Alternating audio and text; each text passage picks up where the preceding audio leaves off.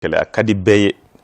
bɛɛ bɛ wuli non yuruguyurugu kɔni an bɛ fɛ a ka ban jamana in kɔnɔ bɛɛ y'o fɔ Modibo Keita, Musa Traoré, ATT, IBK, donc Alpha Oumar Konare fo ka na se bi ma yuruguyurugu kɛlɛli bɛɛ bɛ ka a kuma fɔ kɛlɛ fana bɛ ka kɛ bon résultat dɔw bɛ ka sɔrɔ mais yuruguyurugu vraiment a tɛ ka segin kɔ kosɛbɛ donc n'i y'a ye o bɛ yen o b'a jira k'a fɔ ko gɛlɛyaw de bɛ a kɛlɛli la gɛlɛyaw a sources ka ca gɛlɛya dɔw o bɛ sɔrɔ an yɛrɛ ka société taabolo la parce que n'i y'a jateminɛ an ka société kɔnɔ an ka danbew an y'u bila kɔfɛ de telle sorte que yuruguyurugukɛla fɔlɔfɔlɔ o tun bɛ bila kɛrɛfɛ mais bi mɔgɔw bɛ waso n'o ye donc de telle sorte que yuruguyurugu a bɛ kɛ a tɛ maa si tɔɔrɔ donc minnu bɛ ka kɛ fana u b'o ta ka waso n'a ye mɔgɔw kan donc a tɛ mɔgɔw fana tɔɔrɔ bon maintenant n'i ko i bɛ kɛlɛ fana daminɛ i mana min somɔgɔ minɛ o bɛ wuli k'a jɔ k'a fɔ ka non sa yuruguyurugu kɛlɛli a kɛra fɛn ye donc u tɛ sɔn kɛlɛ ka ɲɛsin u somɔgɔw ma mais n'a bɛ mɔgɔ wɛrɛw kun kan a ka di bɛɛ ye mais n'a ɲɛsira u yɛrɛ ma ou bien u somɔgɔ dɔw ma u bɛ wuli non ko u bɛ ka kɛlɛ ɲɛsin politique mɔgɔw ma u bɛ ka dɔw bali ka kɛ candidat ye donc comme karisa ye karisa somɔgɔ ye o de y'a to u tɛ fɛ u bɛ fɛ k'a don dibi la pour que a kana se ka postuler donc u bɛ wuli ni o kumaw ye donc o ye gɛlɛya dɔ ye bon ensuite enquête kɔnɔ fana gɛlɛyaw bɛ yen parce que yuruguyurugu a bɛ kɛ dogo de la ni kɔni y'a ye a bɔra kɛnɛma c'est que wari tila cogo o ma ɲɛ donc dɔ bɛ bɔ ni a ko ye kɛnɛma ou bien contrôle de kɛra contrôle y'a jira k'a fɔ ko yuruguyurugu kɛra n'o tɛ yuruguyurugu ko min bɛ kɛ a tɛ bɔ kɛnɛma donc n'i y'a ye a bɔra kɛnɛma dɔrɔn gɛlɛya dɔ de y'a to a bɔra kɛnɛma donc contrôle ninnu o fana tɛ ka kɛ i n'a fɔ a kan ka kɛ cogo min na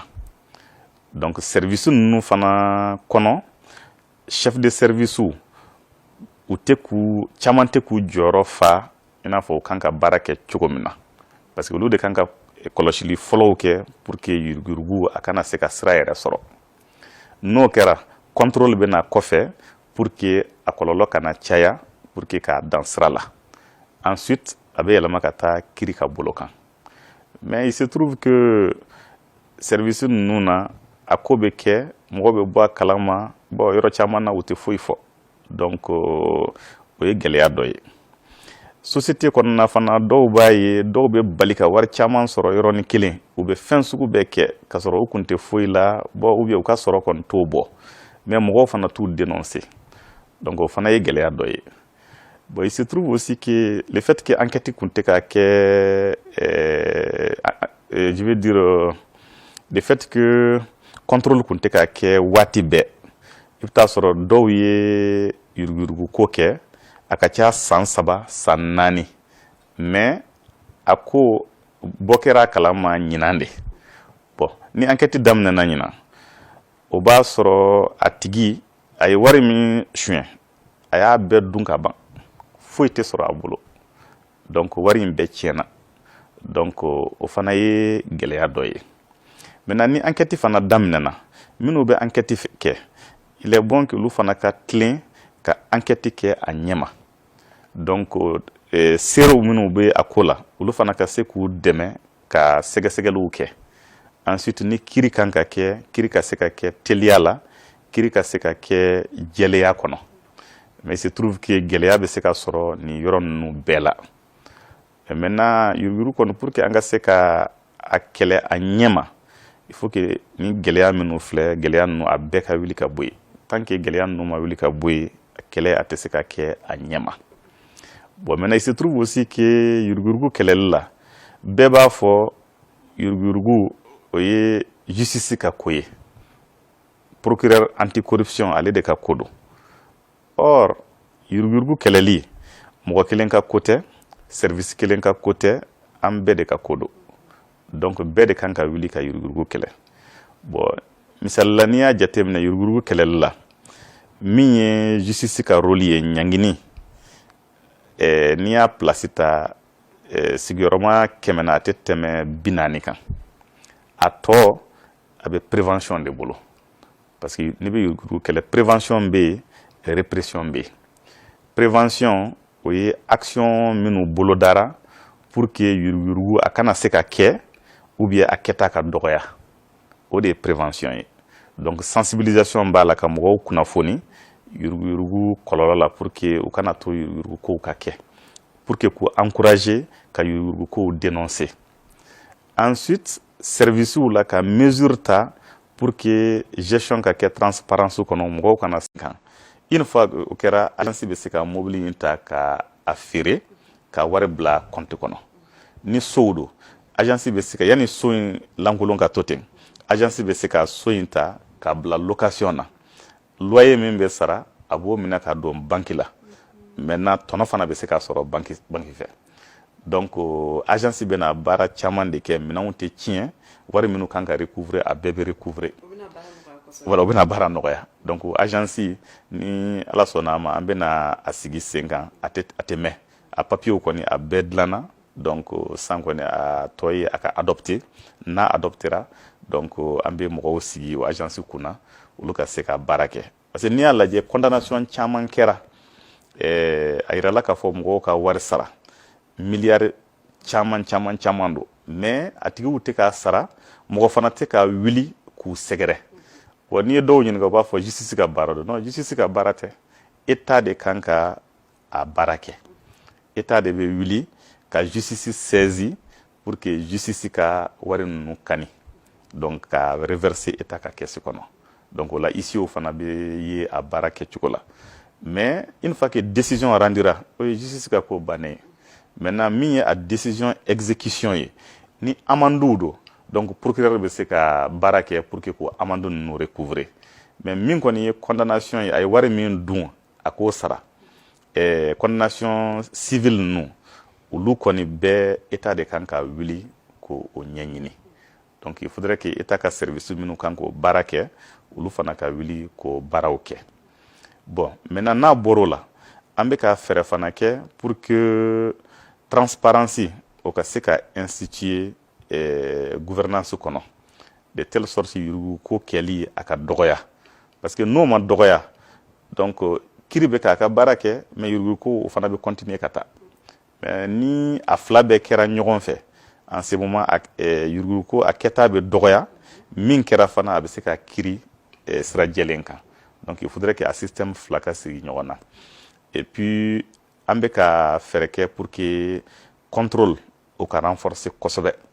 mɔgɔ o mɔgɔ min sigira service kunna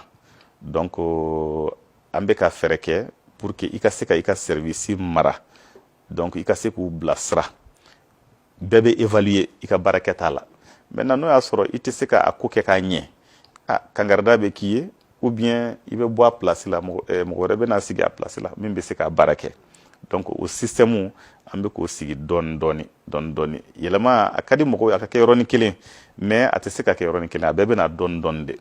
bon dɔw yɛrɛ bɛ k'a fɔ transition ye waati ye an bɛ se ka profiter o la ka fɛn caman kɛ bon n'an tun bɛ révolution kɔnɔ an bɛ sin ka wuli dɔrɔn k'a fɔ bon mɔgɔ o mɔgɔ min da donna fangakɔrɔ gestion na an k'u bɛɛ minɛ k'u don kaso la an k'u bɛɛ ka bololafɛn bɛɛ minɛ donc u da tɛ faso taabolo la bilen donc révolution de bɛ se k'o kɛ mais si on est un état de droit an tɛ se k'o fɛn sugu kɛ an tɛ se k'a fɔ ko k'a bɛɛ minɛ an tɛ se k'a fɔ fo ka bɛɛ ka bololafɛn bɛɛ minɛ an bɛ siraw de suit a yirala k'a fɔ karisa ye tiɲɛni kɛ a kɛra nin dossier kɔnɔ an bɛ enquête dayɛlɛ ni enquête y'a yira k'a fɔ a ye tiɲɛni kɛ ayiwa a bɛ minɛ n'a kan ka minɛ ani ɲangini min ka kan o bɛ da la n'a ka bololafɛnw kan ka minɛ o bɛ minɛ on prend cas par cas an bɛ taa dɔɔni mais k'a fɔ k'an ka girin k'a bɛɛ minɛ bon état de droit la o tɛ se ka kɛ je sais que o de ka di mɔgɔw ye mais n'an kɔni ko an bɛ état de droit kɔnɔ an tɛ se k'o kɛ a ko kan ka kɛ dɔɔni de voilà ayiwa n bɛ se ka min f'u ye yuruguyurugu n'u y'a kɛ a bɛ jamana sigi kɔ n'u y'a kɛ a bɛ mɔgɔw degun yuruguyurugu n'u y'a kɛ a bɛ olu yɛrɛ kɔ bɛɛ tiɲɛ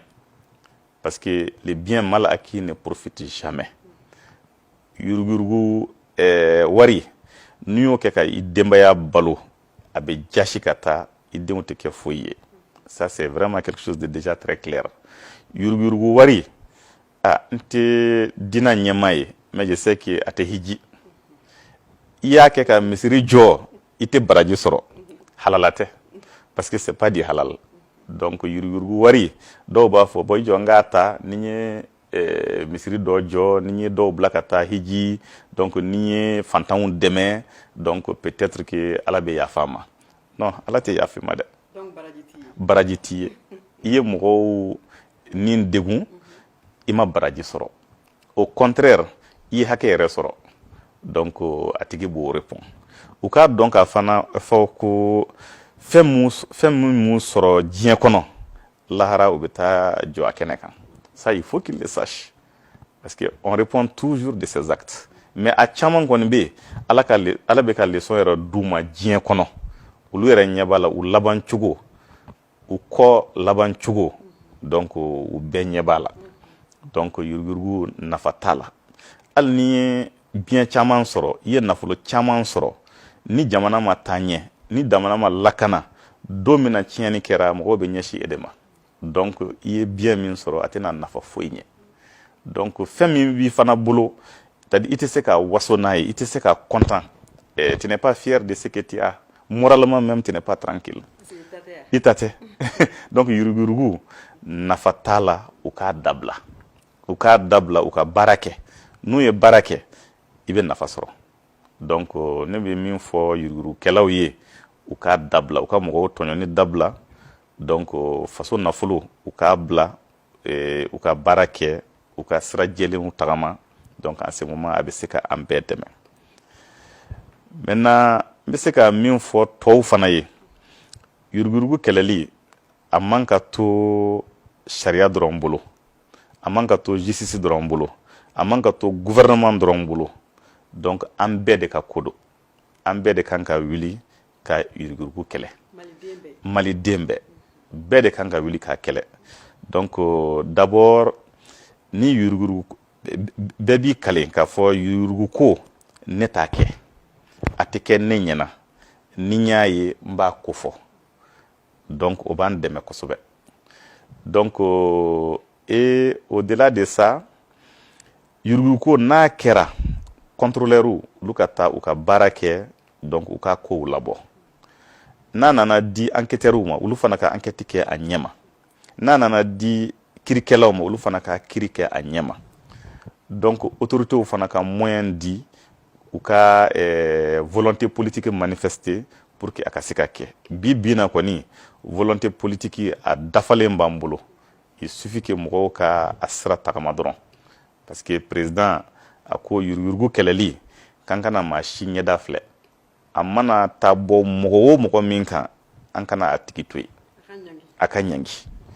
donc an kana bi mɔgɔw kan mais an kana maa si to yen ni nɔ bɛ a ko la k'a fɔ i ye karisa somɔgɔ ye ou bien i bɛ nin position na société kɔnɔ o t'a la donc a mana ɲɛsin mɔgɔ o mɔgɔ ma a bɛ fɛngɛ aw y'a ye armée kɔnɔna na donc jalabatigiw u y'o bila justice ka disposition na donc état ka cadre baw olu fana minɛna a ko la opérateurs minɛna a ko la a ko bɛ continuer donc minɛni dɔw fana b'a fɔ ko minɛni bɛ k'a jɔ en réalité ko bɛɛ tɛ minɛko ye donc sira o ye fɔlɔ ye filanan minɛni bɛ ka kɛ mais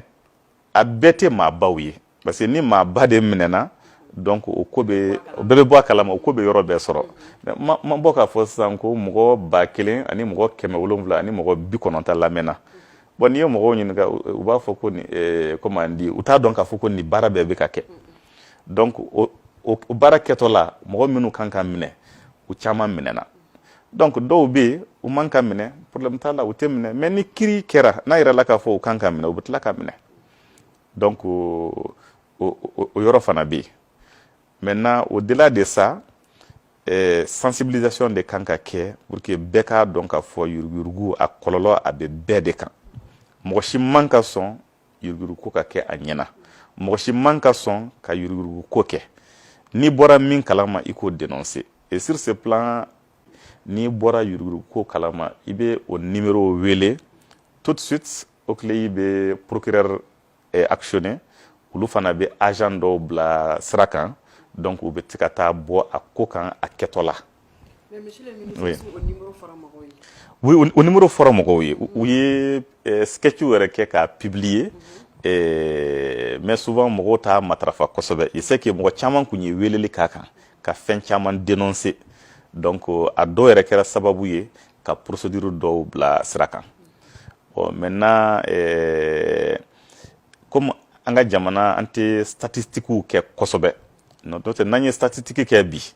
statistique bɛ se k'a jira k'a fɔ ko kɛlɛ min bɛ ka kɛ a bɛ ka nɔ bɔ. Parce que ko caman bɛ yen o dablara, wari caman bɛ yen o recouvrera. Donc